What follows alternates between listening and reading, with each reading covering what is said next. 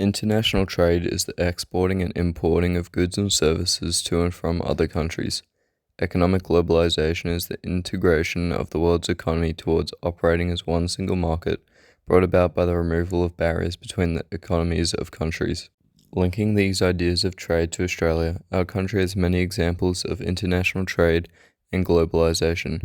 We trade internationally with trading partners such as China, Japan, the EU, and the US, in which Australia exports natural resources that are abundant in our land, and we import mass-manufactured goods like clothes, cars, and technologies. The recent trend for Australia when concerning trade has rebounded after COVID-19, during which exports and imports slowed down.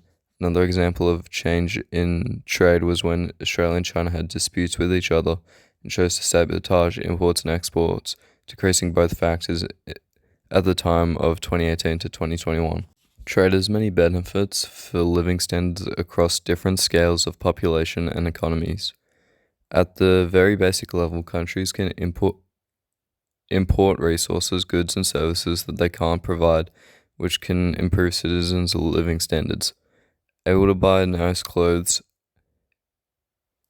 helps material living standards, while overseas education could help non-material living standards. Trade also allows countries to specialize in what they make, allowing for comparative advantages, which allows countries to increase profits, which therefore increases spending on government expenditure, helping with schools, roads, parks, and much more, increasing living standards. These benefits, however, can be jeopardized when trade tensions rise and potential disputes break out. An example of this can be Australia and China.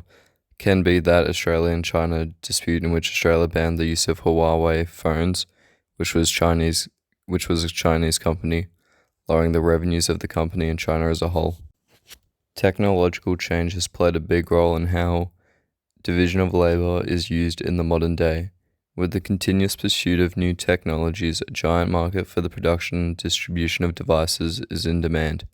This allows countries that's backbone is around labor-intensive manufacturing work now manufactures these new technologies, while divisions of labor allows for highly educated countries to be the ones designing this new technology. Another economic factor is the exchange rate, which impacts trade by having a fluctuating worth of the country's dollar. In the case of Australia, when there is additional demand for the AUD, this leads to appreciation in its value. When there is additional supply of the AUD, this leads to depreciation in its value. Also influencing Australia's trade is other AD and AS factors. An AD factor is if the country's consumers have more disposable income, they will purchase more imports, increasing the international trade between countries. International trade can also be affected by trade liberalization, which will be expanded upon later, but for this slide, having a country be focused on globalization, the pursuit of international trade, will increase said factors, while a country focusing on trade protection will decrease globalization. Every citizen in a country feels the effects of the choices made by those who govern it. This especially applies to economic decisions. Consumers and businesses all have different needs and wants, and it's important for the governments to cater to what it believes is the right choice. A choice they can make is to focus on trade liberalization or protectionism. Trade liberalization refers to the promotion of free trade with other countries through government initiatives and the removal of protection policies, example, reducing restrictions or barriers to free trade. Protectionism is the focus and value on local production and can be achieved with quotas, restricting the volume of imports, tariffs, import taxes, and subsidies, which reduces the cost for local produce. Both sides have positives and negatives for business owners and consumers alike.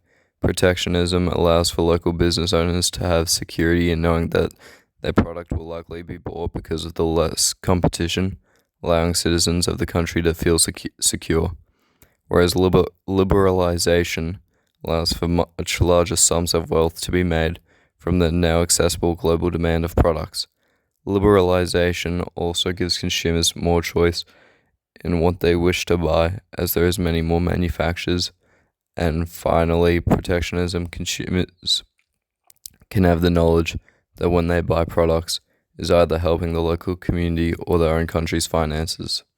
Australia has a free trade agreement with majority of the world's population. With growing focus on globalization, if a country doesn't want to fall behind, trading with other countries is a requirement. Australia also has trade agreements with specific countries with close borders, whom we share many import and exports with, namely East Asian countries like China, Japan, and Korea.